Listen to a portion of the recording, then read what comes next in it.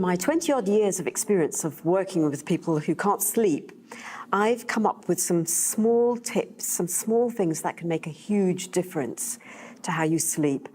And they're so important, but they're almost easy to neglect because they are so small. But in my experience, even with the most severe sleep cases, they've made a huge difference to how they sleep. So I'm going to share them with you. They're 5 things. And actually, I've described them in my second book, Fast Asleep, Wide Awake, and I call them my 5 non-negotiables. And the reason I call them my 5 non-negotiables is because when people come to see me with their huge sleep problems, I say to them, go away, do these 5 things.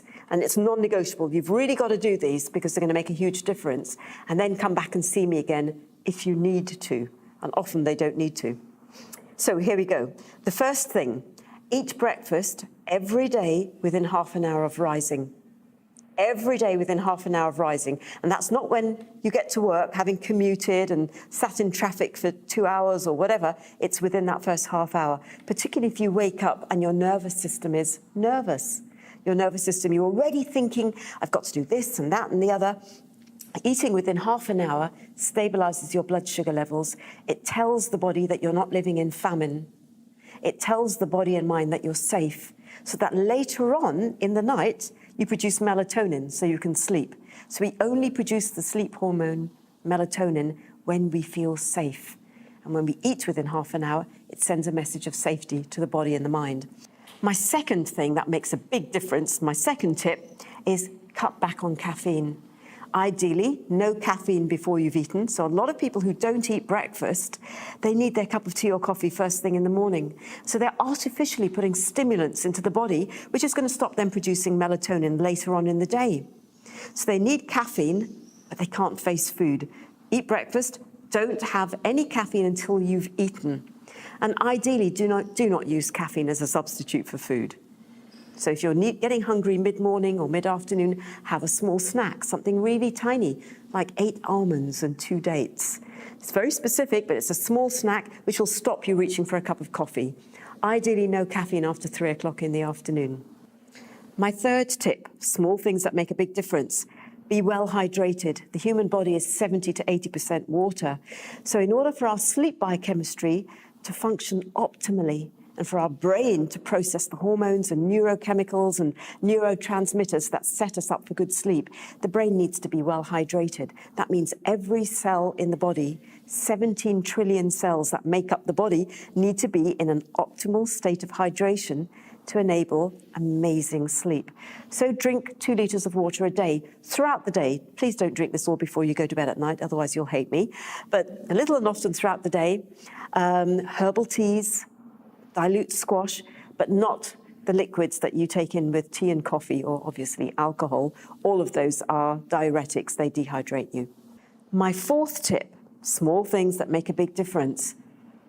Get to bed earlier, 3 or 4 nights a week. Now, I'm trained as a Western scientist. My doctorate is neurophysiology, but I've also studied the Eastern sciences, traditional Chinese medicine, Ayurveda.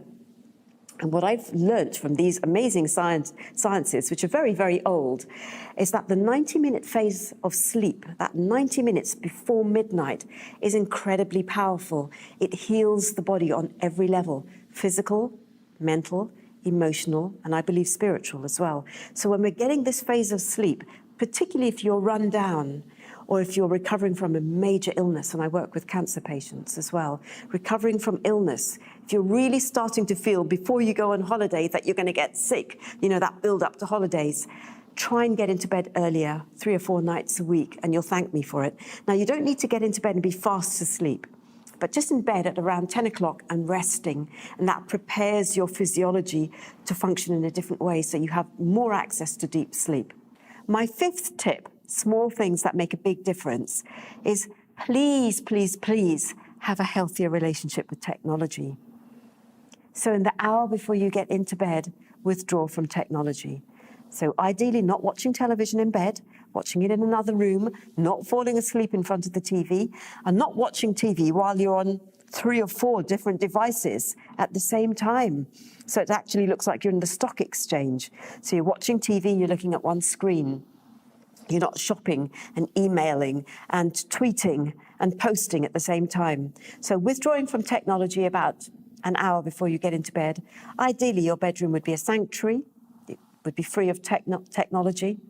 Ideally, not checking devices during the night. It's normal to wake up during the night, but what you don't want to be doing is waking up, checking time, calculating the time, looking at emails.